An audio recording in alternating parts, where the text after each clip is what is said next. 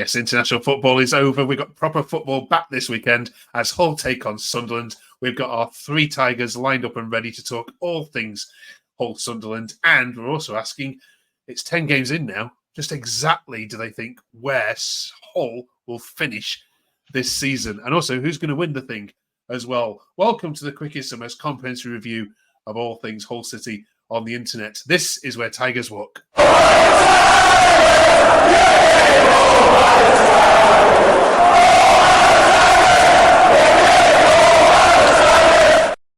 Well, we'll see who's getting mauled this weekend. Welcome back, Ben, Matty, and Jack. It's nice to have proper football back, isn't it?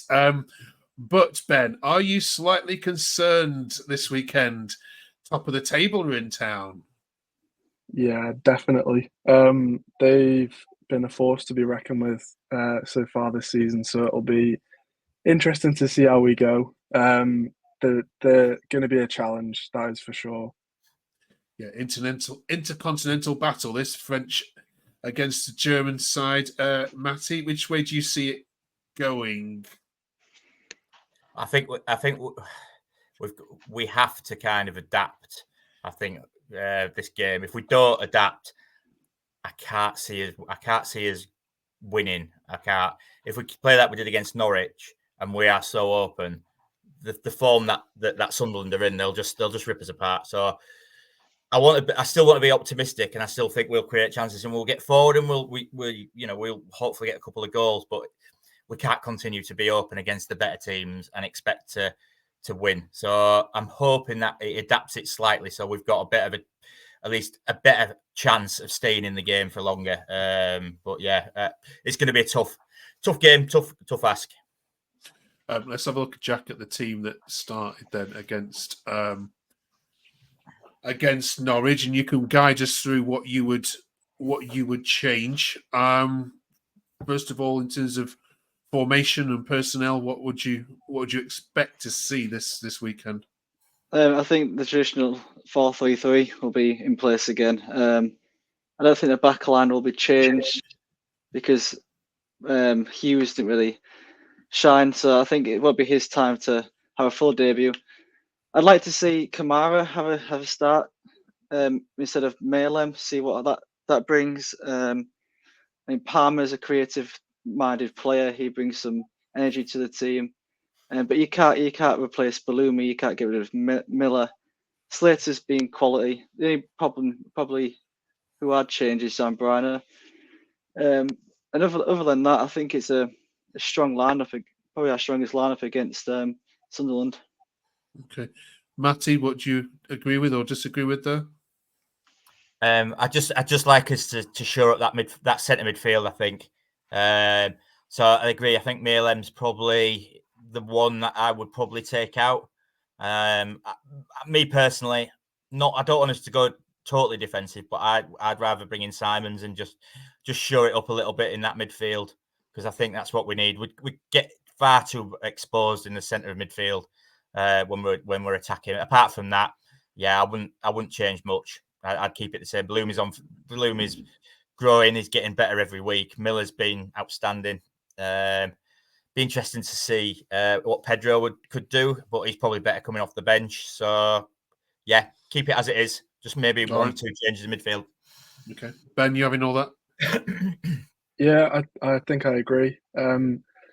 I could only really see a couple of changes being made. I know the manager likes to play Malem because obviously he's German pals with him. But yeah, I think that lineup there on screen is a strong one, to be honest. But as Matty said, the midfield it has to be adapted. It's got to be shored up in some way or other, because it's just such a weak aspect of our game. Okay. I want to ask you all about your fixtures. Then we are now we're heading to our final international break, which will happen after Remembrance Weekend against West Brom. And in this 6 little mini game section here, you've got 4 of the 6 at home, and they are against Sunderland, Burnley, and West Brom, with Portsmouth stuck in the middle there. So, I mean, Ben, This is a bit of a tough run for you, isn't it? This next little block of games. Plus, in addition to that, you're going to go to Derby, who haven't lost at home yet, and you also go to Oxford United, who, guess what? They haven't lost at home yet either. Yeah, it is an interesting one. When you look at it on paper, you think, 3 wins easy against the bottom or the newly promoted sides, because I know Oxford and Derby are doing all right. And then obviously 3 from the top 6, which you'll imagine will probably be there at the end of the season. But like you said, Derby, I don't think have lost at home since last March, or they might have lost one. I think the one against Norwich where they got robbed of a couple of decisions, but we won't go into that. Yeah, it is a tricky one because they're going to be up for it because obviously they're new into the division. They'll want points on the board, including Portsmouth, because we'll see how they go in the game after the international break against QPR. But yeah, I think we've got a minimum 9 points, I'd say, from that is like the bare minimum. Anything more is promising.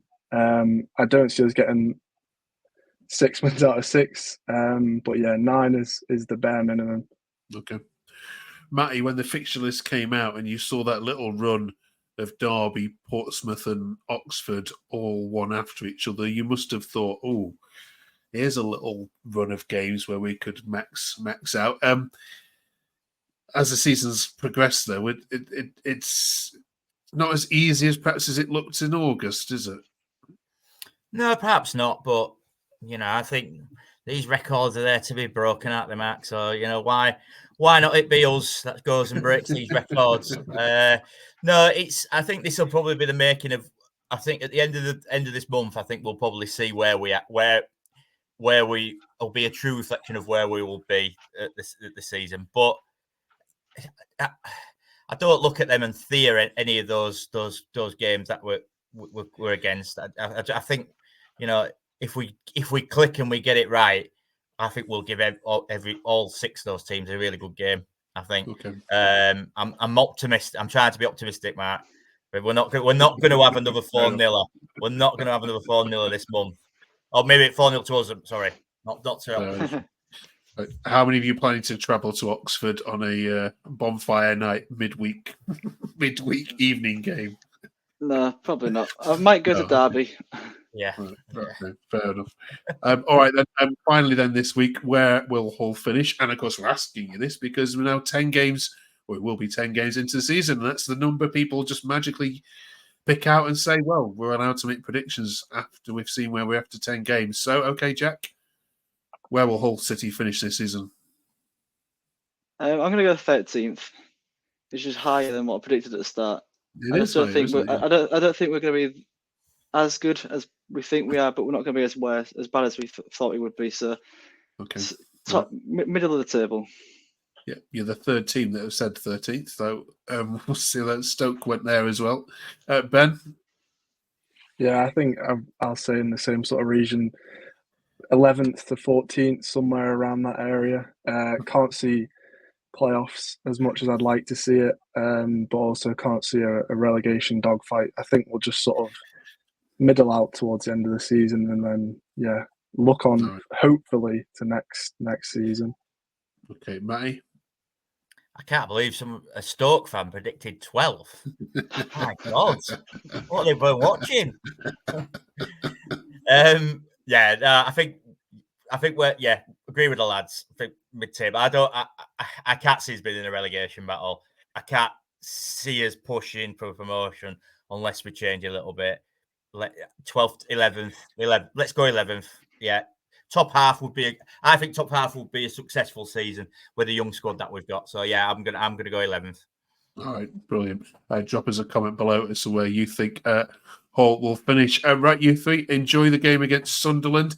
We asked them about whether this is any kind of derby and what they view of of Hull. They they just said, well, it's a local rival. Where do you put Sunderland in terms of the fixtures when you look for? Do you even look for this one? Yeah, it's Leeds Leeds. first. Yeah. Yeah. Sheffield United, Sheffield Wednesday. I then mean, they Sunderland, bring a good crowd every time, and they give us a good atmosphere. But it's not a fierce Nah. rival or anything like that. It's just a good scrap. No, Players. and we both can sing at the beginning because we both got Yeah, the same yeah. album, so it's like, you both got the same song. Yeah, fair I enough. think we've Okay. got a kindled spirit there in Sunderland. So yeah, Absolutely. they're not offensive. Big, They're not offensive, are they? They're not offensive. big Elvis fans. Right. Okay. See you next week after the Sunderland game. Thank you for watching. Drop us a subscribe, drop us a like. We'll see you the other side of the Sunderland game.